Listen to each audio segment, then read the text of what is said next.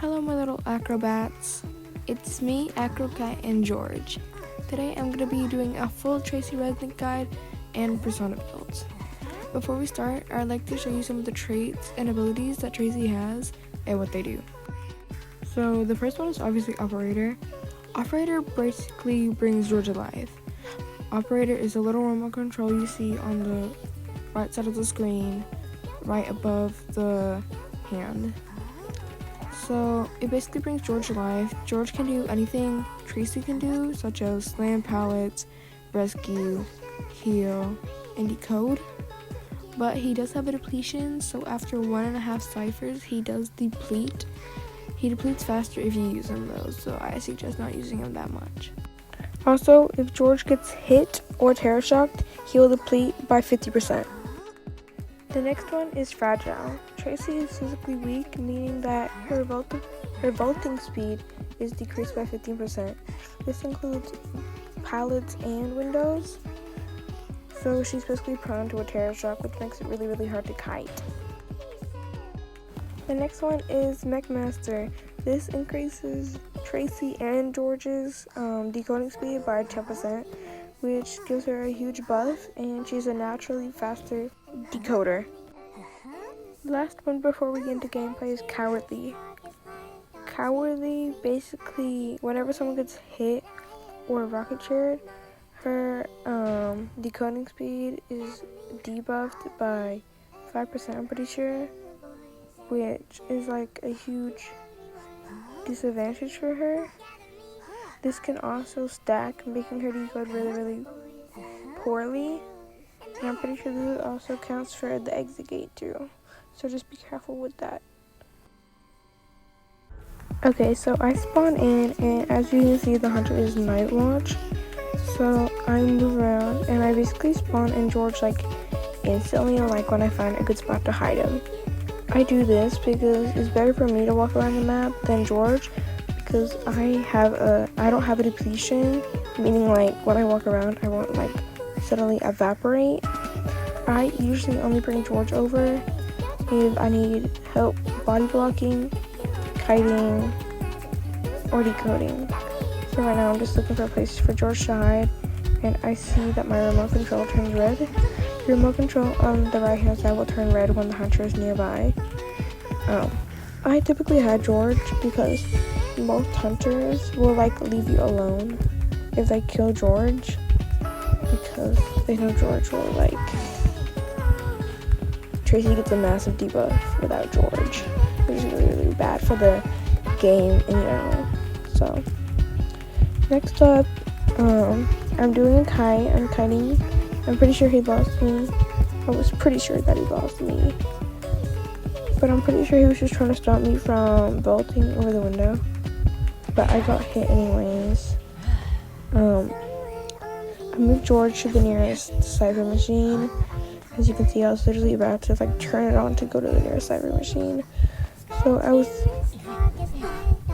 moving the see, like, there I go now. I'm moving George to the nearest cipher machine so he can decode while I'm in the rocket chair. This brings me to the persona build that I like to use. Personally, I like to use this little one. I'll put it up on the screen because I can't find it right now, and I can't tell you off the top of my head. But it like prevents you, it like gives you more time in the rocket chair, and I use that so I can decode with George more. So as you can see, they rescued me before second phase, which helps me a lot in this situation. So now I can't rebound kite, by the way. I suck at rebound kiting. So if you're like me and can't rebound kite, honestly, let him hit you if you're not on second phase yet. I tried to get that pallet sun and it didn't work. I am decoding with George right now at the same time while all this is happening. I typically check in on George every 4 to 6 seconds to reset him for the skill check, because I don't really want to do skill checks with George as I am trying to escape the hunter. So right here, Prospector saves me and the hunter is distracted with Cheerleader. So I go over to George because I try and get George to heal me as you'll see in a minute, I check on George again and put him back on the cipher machine. So basically, when I get there,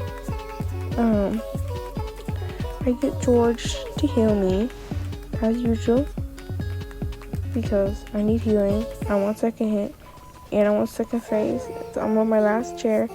This is rank, by the way, so it's really hard for me. I get George to heal me and Priestess starts to call. So I let Priestess come over and she heals me. I put George back on the cipher, waits for Priestess to come. I went through, wrong side. Priestess comes over and heals me. Okay, you may think I'm being really stupid putting George there. Like, oh my god, why did you try and get George to go through the portal? I didn't. George is body blocking for me right there. In case if the hunter decides to come over and hits my like little residue. I don't know what that's called because I don't play Priestess. If any Priestess mains can comment on this video and tell me, that would be really appreciated. What it's called. I go to an exit gate with George because I'm pretty sure we were at like, actually no, not yet. I try and get George to heal me and then I get smacked again because of Priestess's, let's just say, residue on the portal. But anyways, I try and get George to heal me and then I realize I have self-heal and that would just be a waste of George's ability because every single time you use George, he depletes more. So my depletion isn't going down right now because I'm not using him, like I'm not in his little remote control. But Priestess heals me. I love you, Priestess. After this, I move George to the nearest exit gate, and you may be like, why are you doing that? Why are you doing that? Because we were on one cipher, so I moved George to the nearest exit gate just in case if I get kited while I need to open the exit gate or something. So I just moved George over there. Also, George will come in handy at the exit gate later. Like, as soon as the exit gate's open, he will come in handy with a lot of things, actually. As you can see on like the right hand side, I'm literally about to run out of George. I have like no George left, but surprisingly, it's enough to open the exit gate. I don't know how, but it is. I see someone's decoding and I'm like, okay. But I always go to a cipher because you never know what might happen. They could both get terror shocked.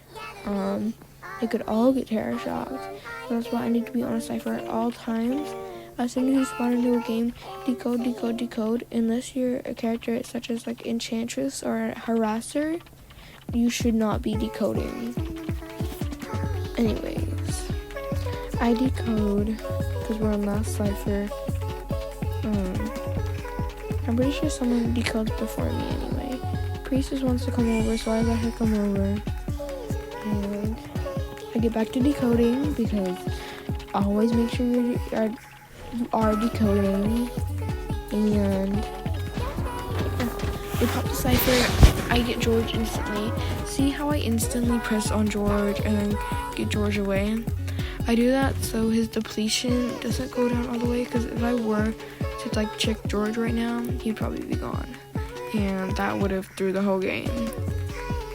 As you can see at the end, Prospector is kiting like in the top left corner. The exit gate opens and I thought I'm a little bit dumb. Oh my god. Anyways, Prospector is still kiting. And you can see George does a fantastic body block right now. George just did a body block. And that's how you play mechanic. Hopefully this tips and tricks helped you a lot. And my favorite persona abilities as Tracy will be right on my TikTok at IdentityV Acrocat.